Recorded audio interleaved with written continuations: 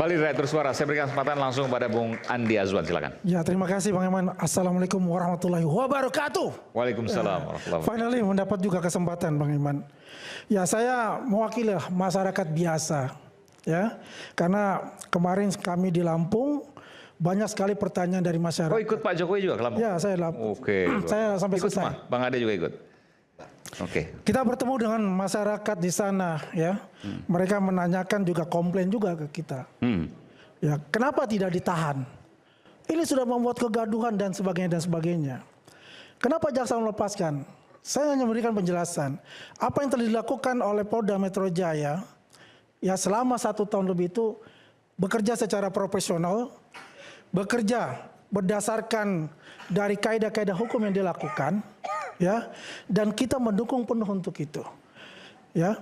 Kemudian kenapa dibebaskan jaksa? Itu adalah wewenang dari kejaksaan untuk itu. Kita tidak boleh membenturkan antara kepolisian dan kejaksaan, karena ini adalah satu tarikan nafas sebagai garda terdepan hukum untuk kita, ya. Kita memberikan penjelasan kepada mereka seperti itu. Tapi yang menarik tadi ada perdebatan kita itu membandingkan antara kasusnya Haris Azhar, ya, melawan Pak Luhut, itu pasal 30, 310, 311, kemudian di-compare dengan kasusnya Roy Suryo dan Dr. Tifa ini. Menurut saya ini tidak apple to apple. Karena kalau kasusnya Roy Suryo ini terjadi polarisasi di bawah, ya, yang ada jelas-jelas bagaimana mengatakan bahwasannya ijazah Pak Jokowi 99,9% itu palsu. Tapi hari ini saya tidak melihat tuh. Biasanya ditunjukkan ini ijazah palsu 99,9%. Tumben ini tidak ditunjukkan untuk itu. Saya pengen lihat sih sebenarnya kalau ditunjukkan. Banyak nih. Ya, tunjukkan dong mana. Foto palsu aja. Kan biasa kan ditunjukkan kayak begini kan nih. Banyak. Ya, jangan-jangan dia takut ini. Ngapain ya, karena takut? sudah tanda tangan di Takut kejaksaan. pada pengacara palsu Ya, kayak untuk gini mengulangi tuh kembali. takut? Kan begitu. Gak usah takut dah. Gak Ya, usah ngomong itu yang dilakukan. Nggak berani dia sekarang kan. Nggak berani. Jadi Gak gitu. usah. Ya. Gak usah dengerin dia sampah omongannya. Jadi yang dilihat ya, oleh yang dikatakan oleh masyarakat. Masyarakat apa? Itu Masyarakat yang tanya kapan Jokowi adalah terjadi polarisasi banyak, itu, gitu loh. Sehingga yang ditimbulkan dengan statementnya Roy Suryo ini bukan fokusnya dari ijazah, kemana-mana sudah melebar, ya. Makanya berbeda dengan kasusnya dari Haris Azhar itu. Palsu. Itu jelas berbeda. Itu tidak apple to apple. Ya. Yang jelas apa yang dikatakan dilakukan ya oleh Roy Suryo itu ya di pra-peradilan kita hormati betul untuk itu, karena itu adalah hak konstitusi. Udah hormati, tunggu aja. Ya. Tapi memang tidak seimbang. Kalau di sini dikatakan dibuka secara publik, ya mestinya kan juga dari Polda Metro juga ada memberikan counter untuk itu. Tapi kami sebagai masyarakat ya percaya betul dengan apa yang dilakukan oleh Polda Metro Jaya, yang menurut saya ini mereka juga sangat memanjakan mereka. Memanjakan tersangka, sangat memanjakan itu.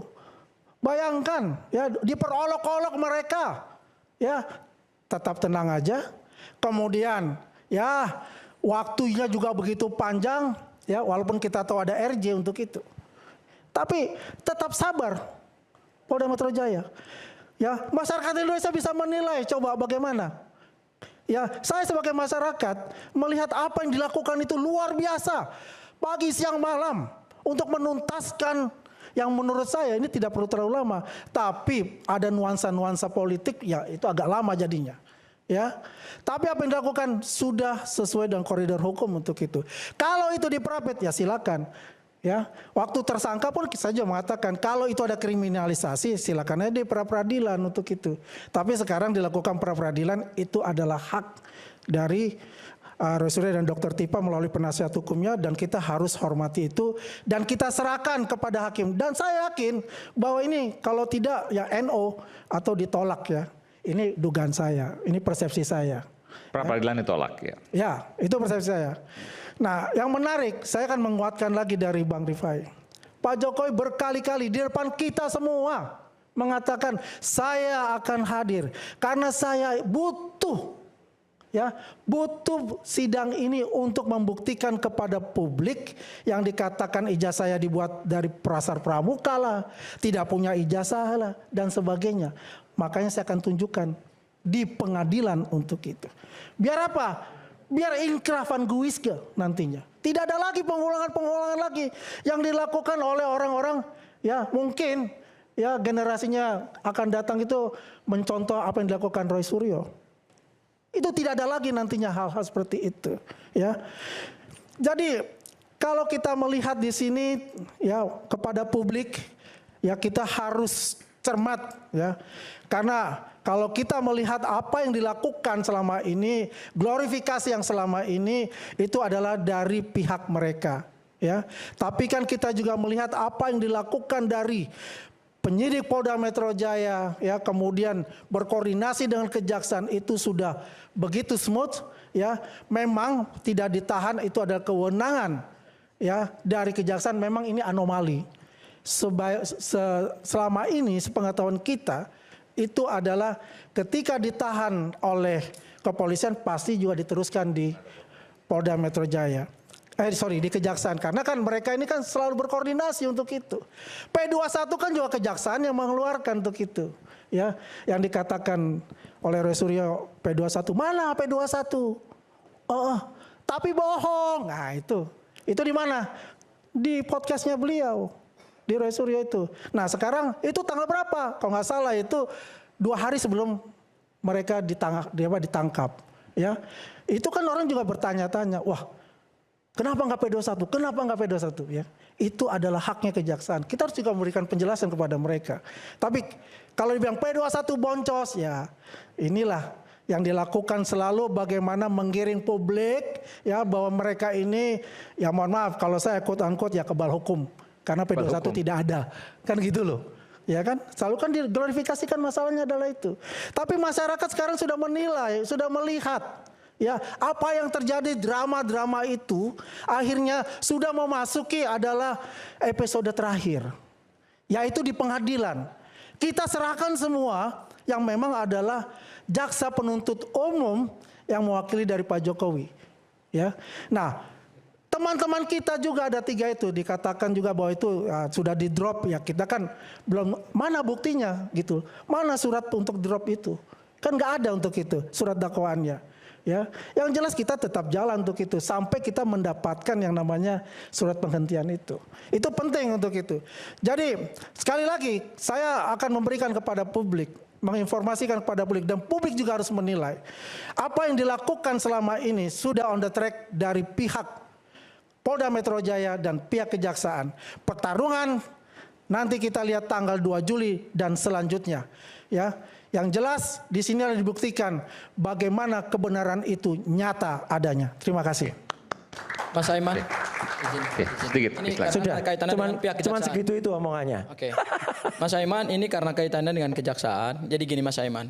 Pada saat dilakukan tahap 2 itu, kami menyampaikan keberatan terkait dengan penangkapan dan penahanan yang dilakukan oleh Polda Metro Jaya. Kami melihat bahwa di era hukum pidana baru ini, justru kejaksaan menerapkan hukum acara pidana kita yang baru dan hukum pidana material itu jauh lebih hati-hati dibandingkan dengan pihak kepolisian. Kami menyampaikan kenapa kami keberatan terhadap penangkapan dan penahanan, dan itu kami sampaikan langsung kepada jaksa penuntut umum, dan saya yang menyampaikan bersama dengan Bang Refli. Yang pertama adalah dari kualifikasi subjek pelaku tindak pidana. Mereka ini bukan pelaku tindak pidana teroris. Mereka bukan pelaku tindak pidana yang mengancam keamanan keselamatan negara. Sehingga harus ditangkap sedemikian rupa, kemudian diglorifikasikan oleh para pendukung Pak Jokowi, dan kemudian pada saat tidak ditahan itu dan kemudian mereka marah-marah. Ya, mereka ini hanya peneliti yang kemudian karena ada keinginan publik untuk mengetahui ijazah ini asli atau palsu, hadir dengan hasil penelitian ilmiah. Dan kemudian yang terjadi adalah Pak Jokowi justru yang membawa perkara ini menjadi perkara pidana. Kalau tadi dikatakan oleh kuasa hukum Pak Jokowi bahwa Pak Jokowi tidak punya niat untuk memenjarakan mereka, justru itu keliru. Karena ketika Pak Jokowi mengambil langkah hukum pidana, asasnya adalah asas ultimum remedium. Langkah hukum pidana itu adalah langkah hukum terakhir. Seharusnya jangan langsung langkah hukum pidana yang diambil. Jawab aja dulu hasil penelitian mereka. Atau setidak-tidaknya hal yang paling sederhana yang hari ini ditunggu oleh seluruh rakyat Indonesia. Pak Jokowi tunjukkan saja ijazah seperti yang dilakukan oleh Asrul Sani. Hal yang sederhana, hal yang simpel. Ngapain malu, ngapain takut kalau memang itu asli. Tetapi kalau tidak berani menunjukkan itu kan ada big question di situ. Sebentar dulu, kan saya belum selesai. Ya, nanti saya jawab itu boleh ya. Kemudian yang berikutnya lagi, dari sisi kualifikasi delik material. Pengenaan pasal terhadap 2 tersangka yang kami sebut para pejuang ini, kalau kita lihat dari kualifikasi deliknya, ini kan deliknya adalah delik pidana biasa yang dilakukan oleh orang pada umumnya, yaitu apa? Pencemaran yang diatur dalam pasal 310 yang sekarang berubah menjadi pasal 433, ancaman pidananya cuma 9 bulan. Dan kemudian yang kedua adalah fitnah yang diatur dalam pasal 311 yang berubah sekarang menjadi pasal 434. Ancaman pidananya hanya 3 tahun. Coba kita lihat secara jujur. Apakah ada para tersangka atau seseorang yang diduga melakukan tindak pidana pencemaran nama baik dan fitnah ditahan nggak? Nggak ada. Rasman Nasution tidak pernah ditahan. Kemudian karena putusannya sudah ingkrah, baru kemudian dieksekusi. Sylvester Matutina tidak juga ditahan dan ditangkap. Meskipun putusannya sudah ingkrah sampai hari ini kan juga masih kabur. Itu fakta yang tidak bisa kita bantah gitu. Kemudian coba kita lihat Hari Azhar ya. Itu juga pasalnya adalah pencemaran nama baik dan fitnah. Tidak pernah ditahan, tidak pernah ditangkap. Ini bukan delik material yang berhubungan dengan tindak pidana teroris. Gini, penegakan hukum itu kan ada namanya asas proporsionalitas. Antara perbuatan dan cara memperlakukan seorang tersangka itu harus imbang. Mungkin kalau tindak pidana teroris atau tindak pidana tertentu atau kita sebut sebagai tindak pidana khusus misalnya korupsi, terorisme ya atau yang mengancam keamanan negara memang harus dilakukan special treatment pun yang juga beda. Makanya di dalam ilmu hukum pidana ada namanya kualifikasi delik. Kenapa kualifikasi delik itu penting? Karena dengan adanya kualifikasi delik negara membagi macam-macam tindak pidana, itu tujuannya adalah supaya penegakan hukum itu antara satu perbuatan dengan perbuatan yang lain, pembuktiannya berbeda, unsurnya berbeda, dan cara penangkapan dan penahanannya pun harus berbeda. Makanya penangkapan dan penahanan itu harus ancaman pidananya di atas 5 tahun penjara. Terhadap yang di bawah 5 tahun penjara itu tidak bisa dilakukan penangkapan dan penahanan. Oke. Kemudian yang ketiga, dari sisi alasan urgensi yuridis. Kami melihat tidak ada urgensi yuridis yang bisa melegalkan cara penangkapan dan penahanan yang diglorifikasikan oleh para pendukung Pak Jokowi. Yaitu apa? Surat perintah penangkapan dan surat perintah penahanan kalau kita baca dan kami baca secara teliti dan ini menjadi objek pra peradilan kami di Pengadilan Negeri Jakarta Selatan adalah untuk kepentingan penyerahan tersangka dan barang bukti. Ini menarik. Kami hari ini menarik kejaksaan sebagai pihak turut termohon dalam permohonan pra peradilan kami. Kenapa? Karena kami ingin membuktikan apakah memang benar ada koordinasi antara penyidik Polda Metro Jaya dengan kejaksaan pada saat dilakukan penangkapan dan penahanan pada tanggal 19 Juni. Alhamdulillahnya hari ini jawaban resmi dari pihak kejaksaan berdasarkan eksepsi yang mereka ajukan hari ini di sidang pra peradilan, mereka katakan bahwa kami itu bukan domain kami. Artinya penangkapan dan penahanan yang dilakukan oleh Polda Metro Jaya itu tidak berdasarkan pada koordinasi antara penyidik dan jaksa penuntut umum. Itu hanya alasan-alasan yang dibangun seolah-olah ada koordinasi. Tidak kerjasama. Loh hari ini ada jawaban dalam eksepsi. Membenturkan kejaksaan dengan Polda Metro Jaya. Ini itu logika yang dibangun. Ngomong terus nih. Udahlah, gak usah dan selalu terus menerus diglorifikasikan seperti itu. Inilah kalau orang nggak paham selalu mengadu domba ini begini pemikirannya. Ya, kalau Anda berbicara tentang itu, berbicara di pengadilan, bukan di media sini. Harusnya di pengadilan. Jadi bukan di media. Bukan apa di media. Mana bisa di media Anda bicara? Anda ingin mengadili. Mengadu domba untuk itu. Salah itu. Gak usah. Jangan Anda mengajari bebek berenang. Saya kasih kesempatan. Jangan mengajari bebek berenang untuk Saya itu. kasih kesempatan buat Anda nanti saya jelaskan. Gini. Ya keluar-keluar di YouTube-nya. Karena Anda berkoar-koar juga mengatakan bahwa saya kasih Anda kesempatan. mengglorifikasikan. Sampai selesai. Kita tidak bisa Mau mengglorifikasikan. sampai pagi juga nggak apa-apa. Silakan. Nanti dijawab, silakan. Oke ya, saya jawab ya. Beda Dasar kelas banget. argumentasi kami Orang punya adalah- otak dan nggak punya otak. Beda banget. Dasar sama lo argumentasi. tunjukin mana dong ijazah tadi? Mana? Mana ijazahnya? Tunjukin. Banyak Ya, ijazahnya. tunjukin. Lah ijazahmu mana? Lah, nggak Ijazahnya berani. palsu lagi. Biasanya kasih Palsu. ijazah palsu 99,9%. Yang saya keluarkan nih aja nih. Nih kawanmu nih mana hari ini mana? Maling teriak maling. Mana? Respon. Mana Tunjukin. ijazahnya? Tunjukin Katanya ijazahnya. tunjukin. Maling. Tunjukin Berani dong nggak? ijazahnya, Mas Roy. Tunjukin ijazahnya Mas mana? Roy. Ini kan soal Nggak berani. Tunjukin. Aduh. Ngapain melayani orang nggak punya Nggak otak? berani. Nggak usah. Kamu nggak Oke, punya oke, otak, jangan. nggak berani dia. Oke, silakan Bung Gafur. Oke ya Mas Aiman ya. Ini adalah fakta hukum yang tidak bisa dibantah oleh siapapun apalagi oleh orang yang tidak punya kewenangan hukum. Hari ini pihak kejaksaan sebagai turut termohon dalam pra peradilan telah menjawab surat permohonan kami dengan mengajukan eksepsi. Di dalam eksepsi mereka mengutip asas diferensiasi fungsional di dalam sistem peradilan pidana. Yaitu apa? Mereka katakan bahwa penangkapan dan penahanan itu urusan masing-masing lembaga penegak hukum. Itu clear itu. Itu murni hasil eksepsi mereka. Dan dalam eksepsi mereka katakan bahwa mereka tidak ada kaitannya dan hubungannya dengan penangkapan dan penahanan yang dilakukan oleh Polda Metro Jaya. Clear ya? Ya, itu berdasarkan dokumen hukum yang mereka serahkan dan tadi mereka bacakan di sidang pra peradilan. Di sidang pra peradilan, mohon maaf. Yang suka bikin kacau kan yang kayak begini, misalnya kayak kemarin. Ada seseorang, atau saya katakan 2 orang lah, dari pihak pendukung Pak Jokowi, katanya tim hukum merah putih. Ujuk-ujuk setelah kami menyampaikan atau kami membacakan materi permohonan, ujuk-ujuk maju di hadapan hakim untuk mengajukan diri sebagai termohon intervensi. Akhirnya hakim juga kaget. Wah, Anda ini siapa? Saya kebetulan yang ada di dekat hakim dan saya yang mendengarkan permohonan mereka untuk menjadi termohon intervensi. Saya juga kaget ya, kok ada di dalam praktek pra peradilan orang mengajukan diri untuk menjadi termohon intervensi. Makanya kemudian hakim mengatakan begini, sebentar, ini bukan gugatan perdata Pak. Ini pra peradilan. Bapak kalau mau mengajukan diri sebagai termohon intervensi ataupun tergugat intervensi ya Bapak nanti aja di pengadilan perdata Pak. Karena yang diperiksa dalam pra peradilan adalah orang yang mempunyai kewenangan. Bapak kan nggak punya kewenangan terkait dengan penegakan hukum pidana ini. Akhirnya apa? Akhirnya disuruh duduk oleh hakim dan dia tidak bisa lagi berkata apa-apa. Itulah kualitas daripada pendukung-pendukung ya dari kubu sebelah lah, saya sebutkan begitu. Ya, Termul tuh kualitasnya kayak gitu itu Oke. termul tuh kan. Oke, coba mari kita dengar secara seksama penjelasan dari Kepala Kejaksaan Negeri Jakarta Selatan pada saat mengumumkan hasil penyerahan tersangka dan barang bukti. Kejaksaan Negeri mengatakan bahwa tidak ada penahanan.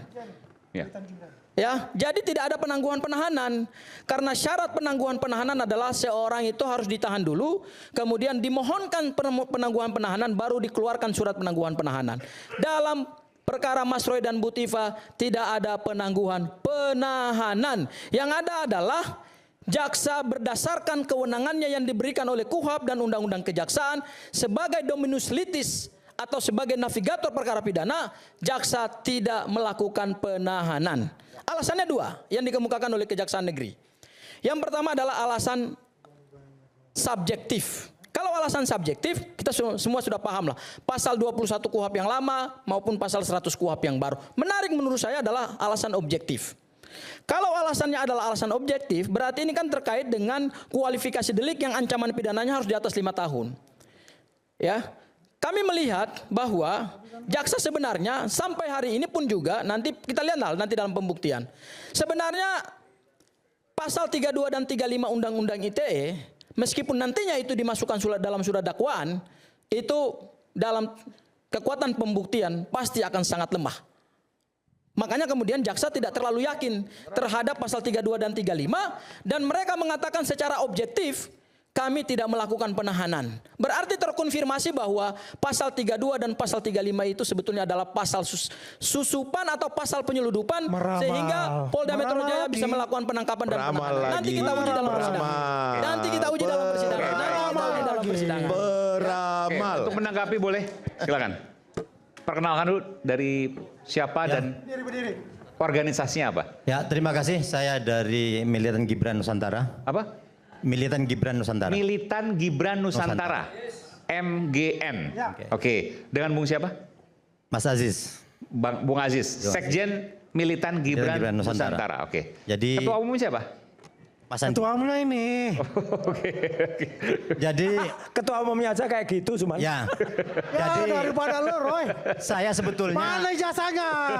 Oke, Bung Aziz silakan. saya sebetulnya mengucapkan luar biasa kepada Mas Roy ini karena bisa menghipnotis warga negara Indonesia. Dengan antraksinya di media sosial mereka mengatakan ijazah Jokowi palsu. Antraksi, Mas. Ya. Antraksi itu penyakit antrak. Luar biasa. Antrak. Luar biasa ini. Iya. Luar biasa. Omongan Orang juga yang percaya benar. lagi. Orang percaya lagi. Dan kita sekarang dituntut berkilat. Padahal sudah jelas tahun 2022 sudah ada putusan Pengadilan Negeri Jakarta bahwa ijazah Jokowi asli.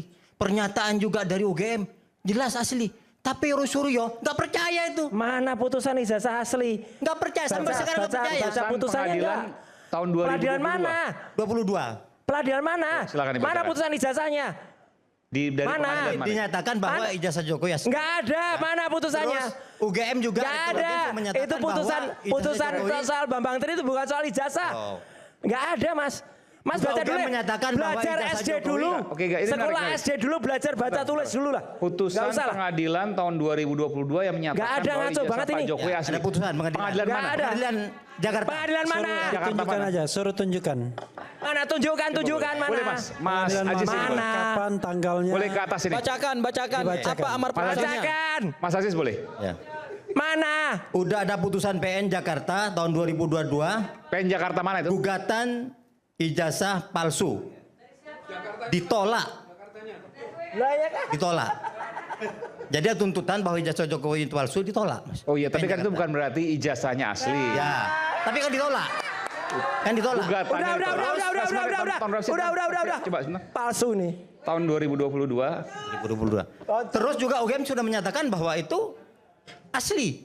Jokowi punya ijazah. PN Jakarta Pusat Ya. 2022 gugatan ijazah palsu ditolak. Ditolak. Oke, tapi tidak disebutkan ini. Ya. Ini hanya Tapi catatan, bukan Nah, iya. bukan salinan, Terus, misal salinan putusan. Mas ya. Roy ini sudah ngotot bahwa palsu. Tadi Mas sudah Aiman, berkelit lagi itu nih. berita apa Ya. putusan itu Mas Aiman? Itu Tadi berkelit. berita apa putusan? Jadi Tadi yang Mas Aiman baca. Gugatannya ditolak. Enggak, bukan oleh itu berita. PN Jakarta Pusat. Itu berita apa putusan? Enggak, itu ketikan sendiri. Udahlah. Oh, malu bro, malu Jadi, bro. apa yang disampaikan Mas Roy ini, mereka karena ketakutan sekarang. Jadi semua apa yang dilakukan oleh polisi dianggapnya, wah kayak PKI. Kalau dia nyinyir orang selama 2 tahun, wah bukan menghina orang itu. Itu penghinaan. Selama Pak Jokowi 20 tahun jadi pejabat itu, kemana aja Mas Roy? Katanya temenan dulu, nyetirin katanya. Kok nggak ditegur kalau nggak bener? Kok sekarang ketika Pak Jokowi yang menjabat, wah Ini- palsu. Man, ini nggak sehat ya. Gini. Ngapain juga Kalau orang ini kita ngomong? mau- Enggak, bukan nggak Kalau sehat. kita mau Tadi kan berargumentasi, bilang. sebentar. Pengacaranya Kalau kita mau tadi itu. berargumentasi, Anda Pakai poinnya otak. apa? Ya. Poinnya Anda yang punya apa? otak. Jangan cuma pakai mulut. Anda ini. Argumentasinya Duduk. apa? Anda ini Jangan hanya nyerang nyerang pribadi. orang. Udah, ngapain Dari juga awal kamu tuh? Bikin rusak negeri ini. Kalau ada Kamu tuh 5 nggak seperti Anda diundang. rusak negeri ini. Kamu tuh nggak diundang. Karena Udah Anda duduk ini aja. tukang nyinyir. Mas Aiman ngapain dia? Loh, tukang nyinyir. Ngapain dia? Anda Udah, tukang nyinyir. duduk aja, duduk. Anda tukang nyinyir, tukang fitnah. Kalau Jangan 5 di dikasih Indonesia rusak kesempatan yang negeri ini. begini. Oke, ya. Udah nih, ini Iya. orang nggak punya Nyinyir. kapasitas. Kalau gini, kalau ada data yang merupakan Yang benar, salinan datanya misalnya, kamu bohong aja boleh gitu disampaikan. juga. Tapi jangan ketikan, itu ketikan sendiri kan. Oke. Bukan kalian sendiri. Oke. Nanti kalau data disampaikan Oke. ke saya. Nanti kita Pernyataan akan UGM juga tampilkan di jelas sini. kan bahwa Jokowi kuliah di UGM. Ini bukan orang UGM udah jelas. Mesin IT-nya UGM bilang ijazahnya palsu. Jokowi nggak lulus. Jelas kok. Kamu baca nggak? Oke, baik. Udahlah, Oke. kamu bukan Kita orang kembali UGM saat juga lagi nggak bisa. tetap Udah, bersama kami dengan selesai. bersuara. Oke. Nanti Buang Al Kadir ya, belum ya?